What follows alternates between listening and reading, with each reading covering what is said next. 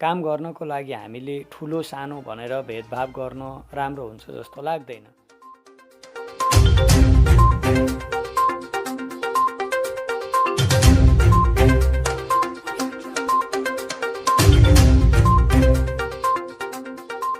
म कलेज अध्यापन गराइरहेको छु अहिले पनि र कलेजको पाटो एकतिर रहे पनि मैले अर्को पाटो मेकानिकलतर्फ अघि बढ्न खोजिराखेको छु र ब्याचलरमा मानविकी र शिक्षा दुवै हो भनिन्छ। हामीले बोल्दै गर्ने अङ्ग्रेजी भनेको चाहिँ क्विन इङ्ग्लिस अथवा किङ इङ्ग्लिस अथवा रोयल इङ्ग्लिस अथवा इजी इङ्ग्लिस। ब्रिटिस इङ्ग्लिस र अमेरिकन इङ्ग्लिस दुई प्रकारको देखिन्छ बजारमा, त्यो पनि हुन्छ।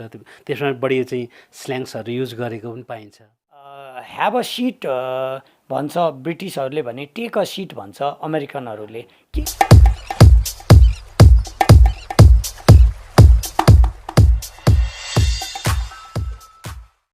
नमस्कार आदरणीय दर्शक महानुभावहरू, फेरि पनि उपस्थित भइसकेको छु। म हुँ तपाईँहरूकै हरपलको साथी इन्द्रजीत विसा। सिलिचुङ टेलिभिजनको यो कार्यक्रममा हामी विभिन्न व्यक्तित्वहरूसँग कुराकानी गर्दै आइरहेका छौँ। आज चाहिँ मसँग एकजना उदाहरणीय व्यक्ति हुनुहुन्छ। उहाँ हुनुहुन्छ राजकुमार बस्नेत। उहाँ चाहिँ एक क्याम्पस लेक्चरर पनि हुनुहुन्छ भने उहाँले चाहिँ आफ्नै आत्मस्वावलम्बी बन्नको खातिर मोटरसाइकल ग्यारेज पनि सञ्चालन गर्दै आउनुभएको छ। हजुर, धेरै भूमिका नबाधिकन आजको मेरो अतिथि राजकुमार बस्नेतलाई कार्यक्रममा स्वागत गर्न चाहन्छु। धन्यवाद। तपाईँ एक प्राध्यापक पनि हुनुहुन्छ र साथै मोटरसाइकल ग्यारेज पनि चलाउनुहुन्छ। कतिपय एजुकेटेड मान्छेहरूले चाहिँ यस्ता कामहरू गर्न लजाउँछन्, तर तपाईँ चाहिँ निर्धक्क साथ गरिरहनु भएको छ। यो धन्यवाद। यो फेरि पनि यो मेरो दोस्रो अवसर दिनुभएकोमा, बोल्ने मौका दिनुभएकोमा र कुनै पनि ठाउँमा काम गर्नु भनेको आफूले कामलाई सम्मान गर्नु, काम भन्नु नै हाम्रो इमान, इज्जत, श्रम, कमाइ र हाम्रो जीविका धान्ने एउटा माध्यम हो जस्तो लाग्छ। काम गर्नको लागि हामीले ठुलो सानो भनेर भेदभाव गर्न राम्रो हुन्छ जस्तो लाग्दैन। आजको समाजमा र नेपालको परिप्रेक्ष्यमा हेर्ने हो भने कैयन युवाहरूले आज काम गर्न लजाउने, डराउने भएको कारणले गर्दा अथवा अप्ठ्यारो मान्ने भएको कारणले गर्दा विदेशी भूमिमा गएर आज शिकार बन्नु परेको उदाहरणहरू थुप्रै हामी भेटिरहेका छौँ। तत्कालको कोरोना सङ्क्रमणकै अवस्थामा हेर्ने भने हाम्रा कैयन युवाहरू विदेशमा अलमल्ल र अलपत्र परेको अवस्थामा छ। त्यसैले हामी स्वदेशमै बसेर आफूलाई कुन सिपप्रति आफ्नो इच्छा छ, जाँगर छ, जोस छ र समाजलाई कसरी हामी परिवर्तन गर्न सक्छौँ, कस्तो किसिमको काम गर्दा चाहिँ समाजमा एउटा नमुनाको रूपमा हुन्छ, अरूले जे गर्यो त्यो गर्नुभन्दा पनि आफूले कसरी भिन्न किसिमको काम गरेर समाजमा एउटा अरूलाई चाहिँ ज्ञान सिप दिन सकिन्छ भन्ने उद्देश्य पनि मेरो एउटा हो। म कलेज अध्यापन गराइरहेको छु अहिले पनि र कलेजको पाटो एकतिर रहे पनि मैले अर्को पाटो मेकानिकलतर्फ अघि बढ्न खोजिराखेको छु र यो मेरो बाल्यकालदेखिकै मेरो इच्छा थियो, जुन कुरा मैले पुरा गर्न सकेको थिइनँ, तर अहिले मैले पुरा गर्दैछु र आउँदो पिँढीहरूलाई पनि म यसै गरी टेक्निकल शिक्षा चाहिन्छ। Technical education is one of the way to go ahead to the world भन्ने एउटा मेरो भित्री भावनाले गर्दा यसमा म लागिरहेको छु। सरले कति घन्टा कलेज पढाउनुहुन्छ र कति घन्टा चाहिँ ग्यारेजमा काम गर्नुहुन्छ?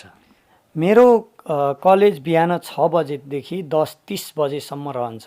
त्यसपछि म आफ्नो अध्यापन सकेर कोठा आएर खाना खाएर आफ्नो ड्रेसहरू चेन्ज गरेर 11 बजेबाट लगभग बेलुकी 9 बजेसम्म नै म आफ्नो ग्यारेजमा काम गरिराखेको हुँ। कलेजमा विद्यार्थीहरूलाई अध्यापन गराउँदा पनि अब आफूले प्रिपेयर पनि गर्नैपर्छ थोरै, साथै यता तपाईँको दिनभरि मिसिनसँग पैठेचोरी खेल्नुहुन्छ। यसले गर्दाखेरि तपाईँको मानसिक टर्चर अथवा मानसिक समस्या अथवा दिमागलाई बोझ कतिको पर्छ सर? मलाई त त्यस्तो केही पनि महसुस हुँदैन। म जहिले पनि स्वस्फूर्त रहन्छु। मलाई थकान भन्ने प्राय लाग्दैन।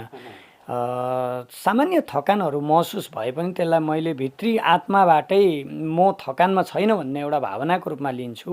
हो, मलाई अलि चुनौती पनि छ, अध्ययन पनि गर्नै पर्यो, अध्यापन पनि गराउनै पर्यो।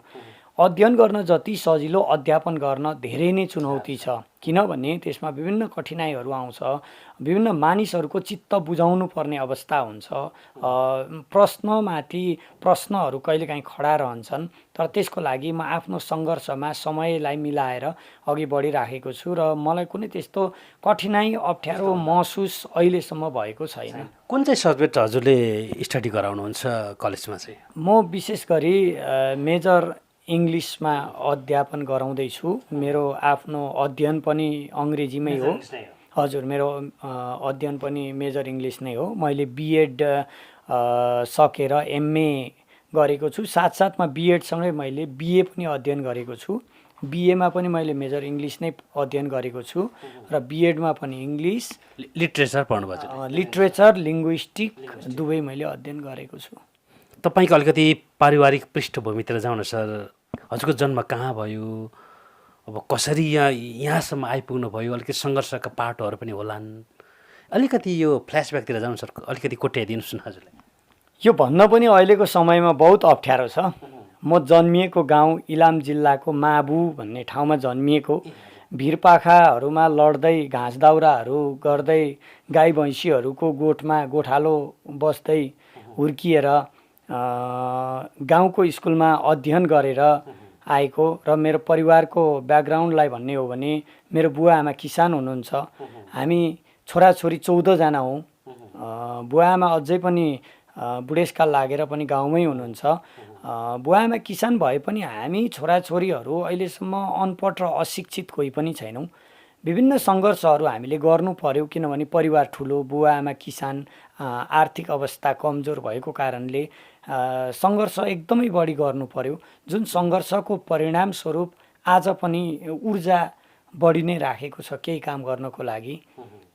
र मैले हजुरले इलाममा जन्मिनुभयो, त्यहीँ पढ्नुभयो, हुर्किनु बढ्नुभयो, पछिबाट तपाईँको अध्ययनकै सिलसिलामा काठमाडौँ आउनुभएको हो कि खास जागिरको सिलसिलामा, अथवा कसरी काठमाडौँ चाहिँ आउनुभयो?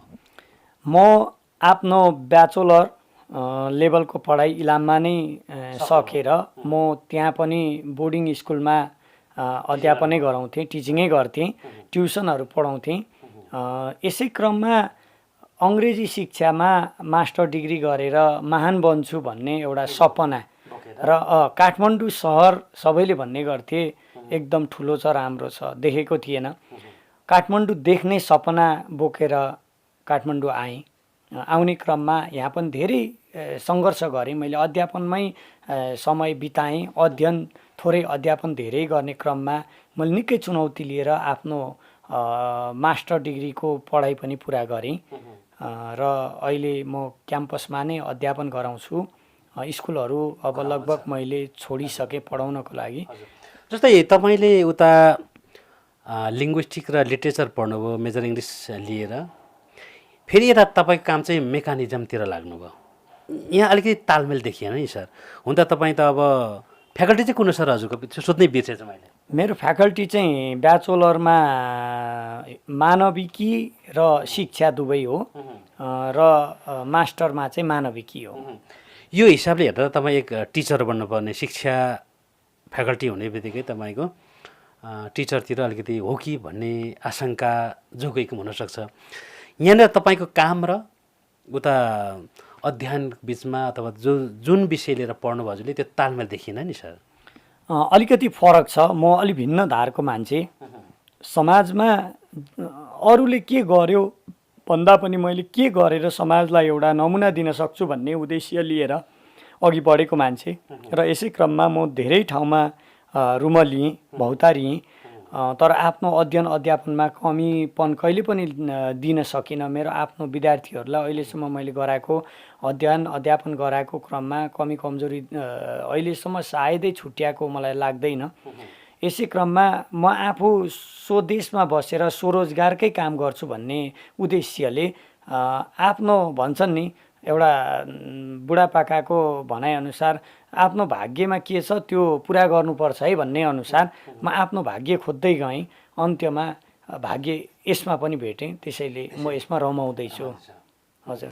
खास तपाईँको यो व्यक्तिगत व्यापारिक हिसाब हो कि सर, अथवा व्यक्तिगत फाइदा पैसा कमाउने उद्देश्य मात्रै हो कि अलिकति विद्यार्थीहरूलाई अथवा आफूभन्दा पछाडि आउने पिँढीका भाइ बहिनीहरूलाई केही ज्ञान दिन पनि हो सर यो जुन ग्यारेज खोल्नुको उद्देश्य चाहिँ?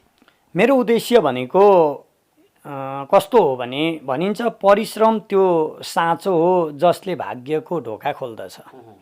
बिना परिश्रम कुनै पनि काममा सफलता प्राप्त गर्न सकिन्न र हाम्रो समाजमा रहेका धेरै युवा युवतीहरू मैले देखेको छु र उहाँहरू त्यत्तिकै जीवन बिताउने गुजार्ने, पढेको पनि छैन, काम पनि छैन, टहलिएर हिँड्ने जस्ता समाजका विभिन्न कमी कमजोरीहरू देखेर मैले आफूले होइन स्वदेशमै बसेर यस्तो खालको काम गर्दा पनि हामी चाहिँ आफ्नो जीविकोपार्जन गर्न सक्छौँ भन्ने उद्देश्यले पनि मैले एउटा समाजको नमुनाको रूपमा पनि एउटा ग्यारेजमा आफै मेकानिकको रूपमा आफैले सिकेर मैले साँच्चै भन्ने हो भने बिना गुरु सिकेर मैले युट्युबहरूको अध्ययन अध्यापन गरेर त्यहाँबाट सिकेको सिपबाट म यसरी काम गरिरहेको छु।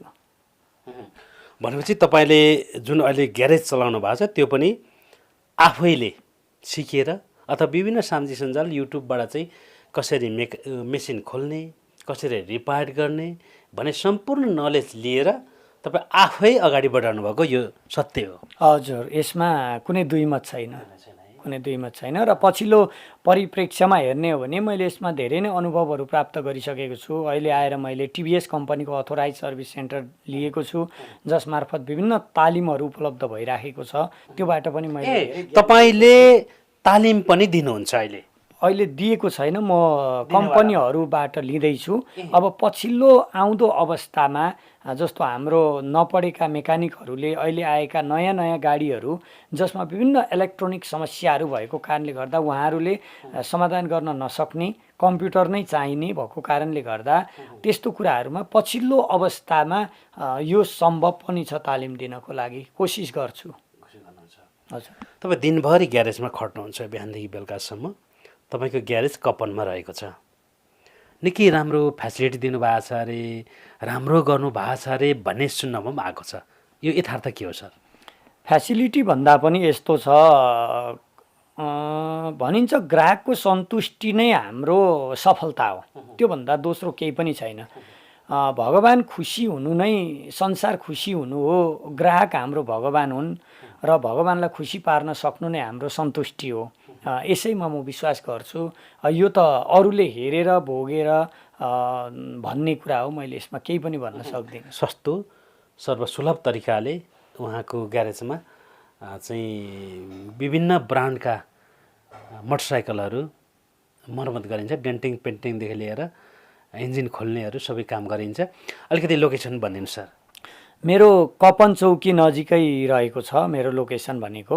चाबैलबाट आउँदाखेरि सरस्वती नगर हुँदै तेन्जिङ चोक हुँदै कपन चौकी सोध्ने हो भने जो कोहीले बताइदिन्छ, त्यसकै छेउमा रहेको छ। तपाईँ युवाहरू वैदेशिक रोजगारतिर चाहिँ आकर्षित भइरहेको अवस्थामा अनि एउटा उहाँहरूको सजिलो तरिकाले अथवा उहाँहरूले सजिलो तरिकाले देख्नुभएको एउटा सपना, विदेश गयो भने धेरै पैसा कमाइन्छ, सजिलो तरिकाले कमाइन्छ भन्ने एउटा आम मानिसको यो सोचाइ र बुझाइ बनिसकेको छ। तर तपाईँ चाहिँ विदेशतिर आकर्षित देखिएन, स्वदेशमै रहेर आत्मस्वावलम्बी बन्नुभएको छ, ग्यारेज चलाउनु भएको छ, क्याम्पस पढाउनु भएको छ। ती तमाम युवाहरूलाई के छ सर तपाईँले सिकेको देखेको अनुभव र अनुभूतिले चाहिँ के भन्नु जति तमाम युवाहरूको लागि?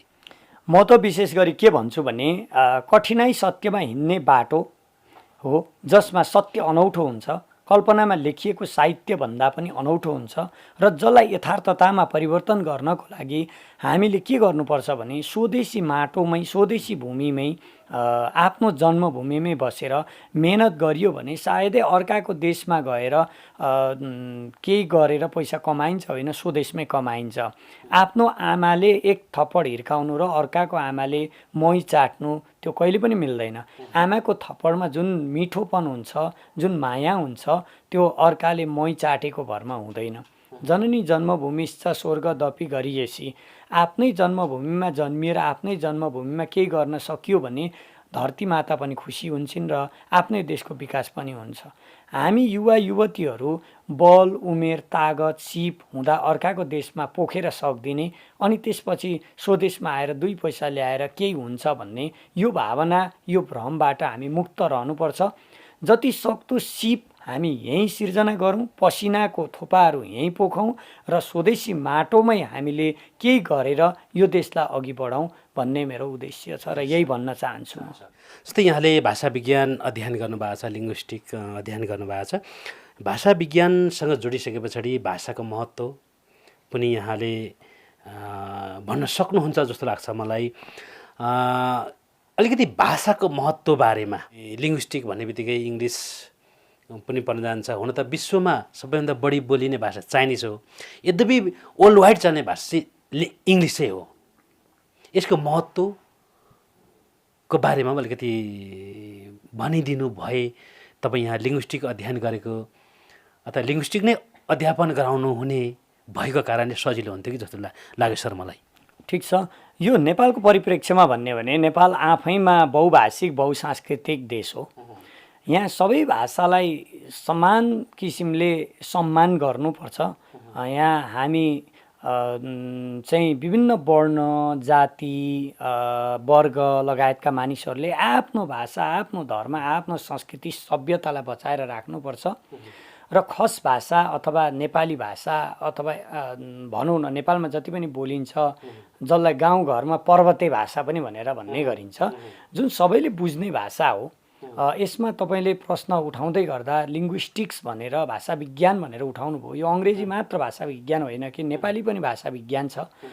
भाषा विज्ञान भनेको के हो भन्ने हो भने सामान्य रूपमा भाषाको उत्पत्ति आदिमकालदेखि अहिलेसम्म भाषा कसरी उत्पत्ति भयो, कसरी सुरुवात भयो, कुन कुन भाषाबाट ल्याएर अरू भाषाबाट मर्ज गरेर त्यो भाषालाई एकरूपता दिइयो। जस्तो नेपालीमा पनि कोट भनिन्छ, अङ्ग्रेजीमा पनि कोट भनिन्छ होइन, र यी भाषाहरू कसरी चाहिँ हामीले उद्धृत गरेर ल्याइयो भन्ने कुरा जोडिन जान्छ र यसलाई गहिरिएर जाने हो भने त यसले धेरै नै समय लिन्छ।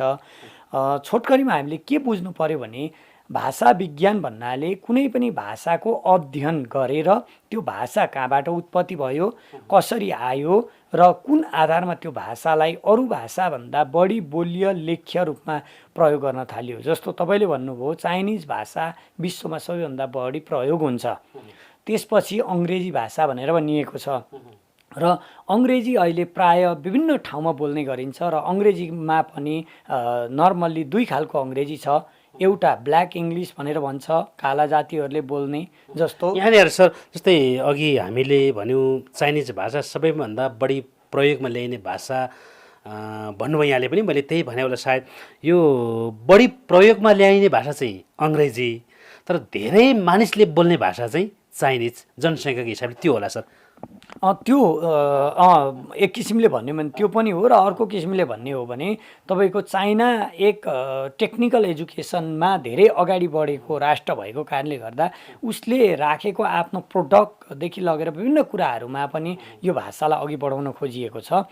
र अङ्ग्रेजी भाषामा तपाईँको अहिले भनिन्छ हामीले बोल्दै गर्ने अङ्ग्रेजी भनेको चाहिँ क्विन इङ्ग्लिस अथवा किङ इङ्ग्लिस अथवा रोयल इङ्ग्लिस अथवा इजी इङ्ग्लिस, सजिलो, बोल्न सजिलो, लेख्न सजिलो, बुझ्न सजिलो भाषा भएको कारणले गर्दा विश्वमा अहिले अङ्ग्रेजीको एकदमै बढी चर्चा परिचर्चा। सर इङ्ग्लिसमा पनि जस्तै ब्रिटिस इङ्ग्लिस र अमेरिकन इङ्ग्लिस 2 प्रकारको देखिन्छ बजारमा, त्यो पनि हुन्छ। त्यसमा बढी चाहिँ स्ल्याङ्सहरू युज गरेको पनि पाइन्छ, यसबारेमा अलिकति भनिदिनु सर। यो वास्तवमा केही पनि होइन। जब बेलायतबाट अमेरिका चाहिँ डिभाइड भए पश्चात अमेरिकाको आफ्नो भाषा संस्कृति सभ्यता प्रिन्टिङ प्रेसहरू केही पनि नरहेको अवस्था त्यति बेला र जति बेला छुटियो, जसलाई हामी इङ्ल्यान्ड भन्छौँ युकेलाई र अमेरिकालाई न्यू इङ्ल्यान्ड भन्छौँ, त्यो किन भनियो भने इङ्ल्यान्डबाट छुटिएर नयाँ एउटा प्रान्तको रूपमा गएकोले त्यसलाई न्यू इङ्ल्यान्ड भनेर भनियो र जहाँनिर आफ्नो प्रिन्टिङ प्रेस भाषा संस्कृति सभ्यता नभएको कारणले उनीहरूले आफ्नो मूल रुट कहाँबाट भन्दा इङ्ल्यान्डबाटै कपिड गरेर ल्याइएको हो र कतिपय कुराहरूमा उनीहरूको केही कुरा मात्रै फरक छ जस्तो भोकाबुलरीमा हेर्ने हो भने तपाईँको त्यसमा वर्ड स्पेलिङहरू फरक छ जस्तो सिम्पल एक्जाम्पल दिने भने हामीले चाहिँ ब्रिटिसमा केरोसिन भनेर भन्छौँ तर त्यो केरोसिन नभएर प्याराफिन हो हामी मट्टीतेललाई केरोसिन भनेर बोल्छौँ त्यो अमेरिकाले केरोसिन भन्छ भने ब्रिटिसले प्याराफिन भनेर भन्छ त्यसलाई है र यस्तै गरी ह्याभ अ सिट भन्छ ब्रिटिसहरूले भने टेक अ सिट भन्छ अमेरिकनहरूले केही वर्डहरूलाई यताउता अदल बदल गरेर आफ्नो भाषालाई अघि बढाउन र अलिक बोलियोमा पनि बोलीमा टाउनहरूमा पनि जस्तो फाइनल वर्डको अन्त्यमा आउने आरलाई उच्चारण गर्दैन ब्रिटिसहरूले अमेरिकनहरूले गरेर बोल्ने एउटा चलन छ बढी त्यसलाई हामीले भाषा अध्ययन गर्दा चाहिँ इन्ट्रुसिभ र भनेर पढ्थ्यौँ त्यो एक्स्ट्रा रलाई चाहिँ ल्याएर त्यहाँ इन्क्लुड गरेर उनीहरूले बोल्ने एउटा बनाएर आफ्नो भाषालाई उत्थान गरेर लगेको छ जस्तै स्ल्याङ्सहरू युज हुन्छ सर बढी मात्रामा इङ्ग्लिसमा होइन त्यो स्ल्याङ चाहिँ कति बेला युज गर्ने कि आफूले मन लागेको ठाउँमा युज गर्न पाइने हो कि त्यसको केही रुल एन्ड रेगुलेसन हुन्छ सर त्यसको पनि त्यो आफ्नै रुल रेगुलेसनमा चलेको हुन्छ जस्तो नेपाली भाषामा पनि छ नि तपाईँको हाम्रै नेपालको पश्चिमी भूभागमा गएर बोल्ने नेपाली भाषा र पूर्वमा बोल्ने भाषामा त फरक छ नि जस्तो म म्याग्दी बसेको छु केही समय त्यहाँ पहिलोचोटि म्याग्दी पुग्दाखेरि मैले सुनेको थिएँ एउटा शब्द कहाँबाट आउनुभयो र अर्कोले जवाब दिएको थियो ह्याम्मै गएको थियौँ यसरी बोल्ने चलन छ ह्याम्मै भनेको नजिक रहेछ ट्याम्मै भनेको टाढा रहेछ जसलाई हामी बुझ्दैनौँ यहाँ हामी नेपालकै पूर्वी गोलार्धमा गएर बोल्ने भने ह्याम्मै भन्यो भने बुझ्दैन ट्याम्मै भन्यो भने बुझ्दैन त्यस्तै गरी त्यो जुन स्ल्याङहरू हामी युज गर्छौँ त्यो चाहिँ तपाईँको फर्मल इङ्ग्लिस फर्मल भाषा फर्मल रूपमा बोलिने त्यस्तै गरी इन्फर्मल रूपमा बोलिने नन फर्मल रूपमा बोलिने यो परिवेशलाई हेरेर स्ल्याङहरूको प्रयोग गर्ने गरिन्छ हजुर मान्छे यो जहाँ तहीँ हरेक ठाउँ युज गर्न जरुरत छैन कम्पलसरी होइन अफिसियल्ली त स्ल्याङहरू युज गर्न पाइँदैन अफिसियल्लीहरू त स्ट्यान्डर्ड भाषाको प्रयोग गर्नै पर्छ तपाईँको जस्तो घरमा भयो साथी सङ्गत भयो भेटघाटमा त्यो परिवेशमा प्रयोग गर्नको लागि केही स्ल्याङहरूको पनि प्रयोग गरिन्छ बोलियो भाषामा म्हणजे अलिकति यसलाई चट्नीको रूपमा प्रयोग गरिएको स्ल्याङ्स भन्न सकियो सकियो त्यो चाहिँ तर भनौँ न अफिसको लागि त्यस्तो भाषाहरू प्रयोग गर्न मानिँदैन गर्नु पनि हुँदैन हजुर त्यसको स्ट्यान्डर्ड नै मेन्टेन हुँदैन हामीले आज थोरै लिङ्ग्विस्टिकको पनि चर्चा गऱ्यौँ धेरै चर्चा गर्नु छ यो लिङ्ग्विस्टिकको विषयमा तर यो लिङ्ग्विस्टिक भनेको भाषा विज्ञान हो भाषा विज्ञानलाई तपाईँको चर्चा परिचर्चा गर्दै जाने हो भने त्यो कहिले पनि सकिँदैन जस्तो लाग्छ मलाई नै अनि यहाँ त भाषा विज्ञानकै स्टुडेन्ट भाषा विज्ञानकै लेक्चर भाषा विज्ञानकै टिचर जे भने पनि सबै यहाँ हुनुहुन्छ यहाँलाई धेरै ज्ञानको भण्डारै छ जस्तो लाग्छ भाषा विज्ञान सम्बन्धी आज भाषा विज्ञान भन्दा पनि हामी तपाईँकै जुन अहिले गरिराख्नु भएको कामको विषयमा बढी फोकस पनि गऱ्यौँ यहाँको पृष्ठभूमिको थोरै चर्चा पनि गऱ्यौँ अब सर आउने तपाईँको योजना अवधारणा के छ जस्तै अब कन्टिन्यू कलेजतिर मात्रै जाने हो कि अथवा यता आफ्नो मेकानिजमतिर नै कन्टिन्यू दिने हो कि अथवा दुइटैलाई सँगै बढाएर लाने हो कि के छ सर फ्युचर योजना चाहिँ हजुरको होइन अब यो बहुतै अप्ठ्यारो छ प्रश्न पनि अलि अप्ठ्यारै गर्नुभयो भनिन्छ एउटा पोखरीमा पसेर दुईटा डुङ्गामा खुट्टा हालियो भने पक्कै पनि त्यो डुङ्गाले न ओल्लो डुङ्गाले लिन्छ न पल्लो डुङ्गाले लिन्छ त्यो लडेर बिचमा झरिन्छ भनिन्छ असफलता हुन्छ भनिन्छ तर मलाई चाहिँ कस्तो लाग्छ भने यो आफ्नो जुन मेकानिकल क्षेत्रमा म अहिले छिरेको छु यो क्षेत्रलाई मैले छोड्ने छैन।